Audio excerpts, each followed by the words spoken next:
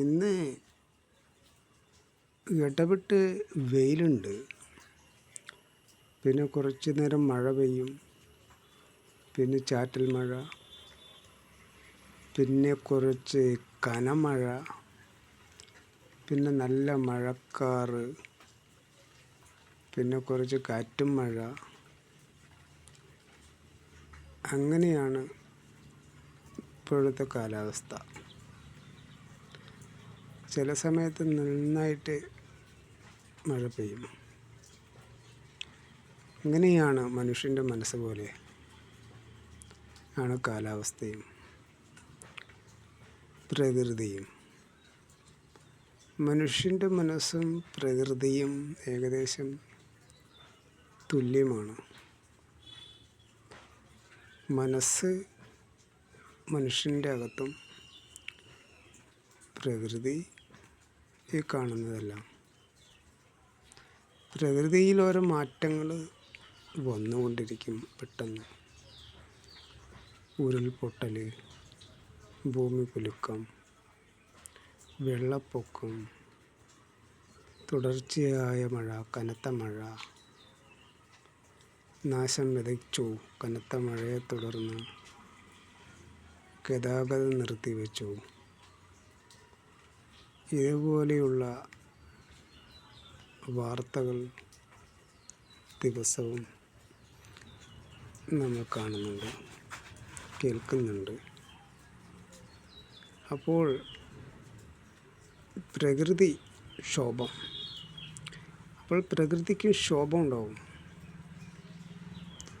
മനുഷ്യന് ക്ഷോഭം, കോപമെല്ലാം ഉണ്ടാകുന്നത് പോലെ മനുഷ്യൻ്റെ മനസ്സിൽ കോപം എല്ലാം വരുന്നത് പോലെ പ്രകൃതിക്കും കോപം വരുമ്പോഴാണ് ഇതുപോലെയുള്ള ചില പ്രകൃതി ദുരന്തങ്ങൾ ഉണ്ടാകുന്നത്. സുനാമി പോലെ അപ്രതീക്ഷിതമായി ഉരുൾപൊട്ടൽ ചില ഭാഗങ്ങളിൽ ഉണ്ടാകാറുണ്ട്. വെള്ളപ്പൊക്കം, തുടർച്ചയായി 2-3 ദിവസം മഴ പെയ്താൽ വെള്ളപ്പൊക്കമായി. പിന്നെ നമ്മൾക്ക് എങ്ങോട്ടും പുറത്തിറങ്ങി നടക്കാൻ പറ്റാത്ത അവസ്ഥയായി.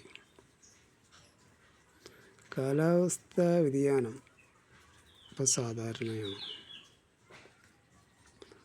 നമ്മളൊരു കൃഷി ചെയ്യുമ്പോൾ കാലാവസ്ഥ കണക്ക് കൂട്ടി ഇപ്പോൾ ചെയ്യാൻ പറ്റാത്ത അവസ്ഥയാണ്. മഴക്കാലത്ത് ചിലപ്പോൾ നമ്മൾ പ്രതീക്ഷിച്ചത്ര മഴ കിട്ടാറില്ല. അപ്പോൾ നമ്മളുടെ പ്രതീക്ഷകൾക്കും അപ്പുറമായി ചില കാലാവസ്ഥാ വ്യതിയാനങ്ങൾ സംഭവിക്കാം. നമുക്ക് മുൻകൂട്ടി കാണാൻ അത് കഴിയില്ല. മനുഷ്യൻ്റെ മനസ്സ് തന്നെയാണ് അതിന് ഏറ്റവും വലിയ ഉദാഹരണം. മനുഷ്യൻ്റെ മനസ്സും അങ്ങനെയാണ്. നമ്മൾക്ക് മുൻകൂട്ടി പ്രവചിക്കാൻ പറ്റുമോ മനസ്സിന്? മനുഷ്യൻ എന്ത് ചിന്തിക്കും, എന്ത് ചെയ്യും, എന്ത് പറയും, എന്ത് പ്രവർത്തിക്കും, ചിരിക്കുമോ, കരയുമോ, ദേഷ്യപ്പെടുമോ, നമുക്ക് അനുകൂലമായി നിൽക്കുമോ? ഇതൊന്നും നമ്മൾക്ക് മനസ്സിനെക്കുറിച്ച് ഒരു മുൻധാരണയില്ല. പെട്ടെന്നുണ്ടാവുന്ന ദേഷ്യത്തിൽ പലരും പലതും ചെയ്യുന്നത് കണ്ടിട്ടില്ലേ? പ്രകൃതിയെ പോലെ തന്നെയാണ് മനസ്സും ക്ഷോഭിക്കുന്നത് പോലെ അപ്രതീക്ഷിതമായി പ്രകൃതിയും ക്ഷോഭിക്കും. കാലാവസ്ഥാ വ്യതിയാനങ്ങൾ വരും, പ്രകൃതി ദുരന്തങ്ങൾ വരും. വെള്ളപ്പൊക്കം, സുനാമി, മണ്ണിടിച്ചിൽ, കനത്ത മഴ, കാറ്റ്, ഇതുപോലുള്ള പ്രകൃതി ദുരന്തങ്ങൾ, പ്രകൃതിക്ഷോഭങ്ങൾ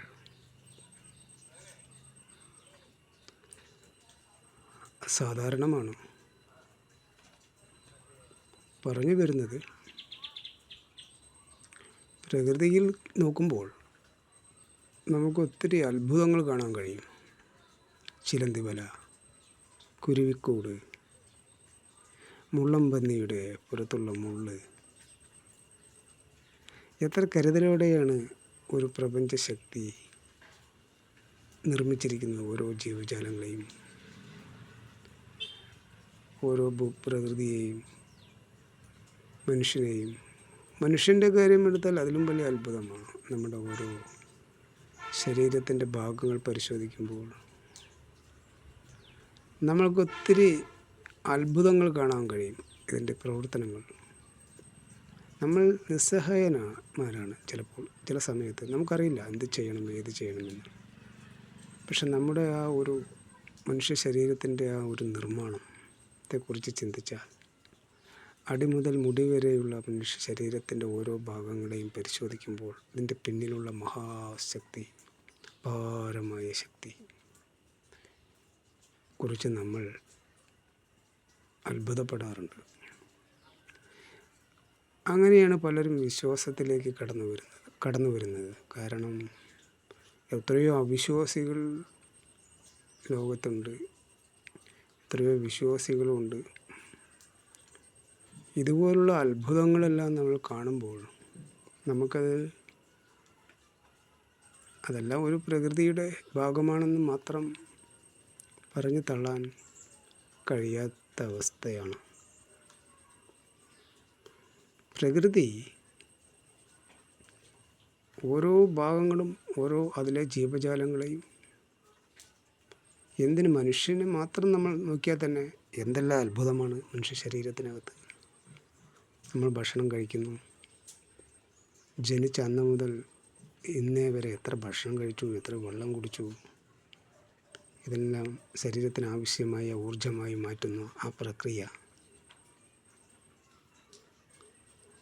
ഇത്രയും ദുരന്തങ്ങളുടെ നടുവിലൂടെ നമ്മളെ ഇത്രയും വർഷം ജീവിപ്പിച്ച ഈ അത്ഭുതം, മഹാശക്തി, ഇതെല്ലാം നമ്മൾക്ക് കാണുമ്പോൾ, കേൾക്കുമ്പോൾ നമ്മൾക്ക്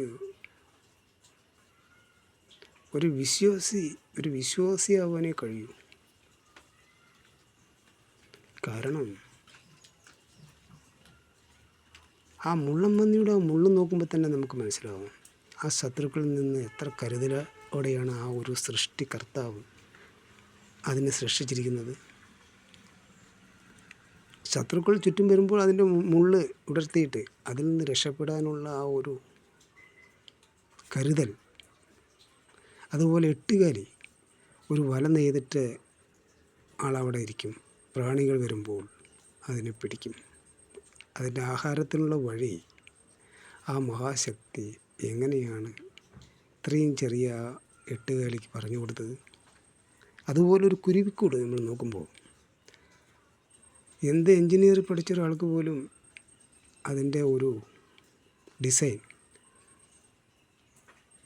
കുറച്ച് പാടാണ്. അതുപോലൊരു കുരുവിക്കൂട് ഉണ്ടാക്കാൻ മനുഷ്യബുദ്ധിക്ക്.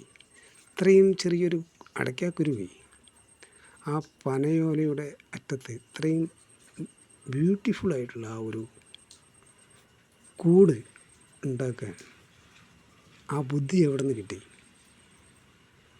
ഇതാണ് മഹാശക്തി, അനന്തമായ ശക്തി. നമ്മൾ അതിൽ വിശ്വസിച്ചേ മതിയാവും. ഓക്കെ, നന്ദി, നമസ്കാരം. ഇപ്പോൾ ഇങ്ങനെ ഇരിക്കുമ്പോൾ എൻ്റെ മൈൻഡിലോട്ട് വന്ന ഒരു ചിന്തയാണ്, ഞാനത് പറഞ്ഞു എന്ന് മാത്രം. Okay, thank you. നന്ദി, നമസ്കാരം. എല്ലാവർക്കും നല്ലത് വരട്ടെ, എല്ലാവരും വിജയിക്കട്ടെ.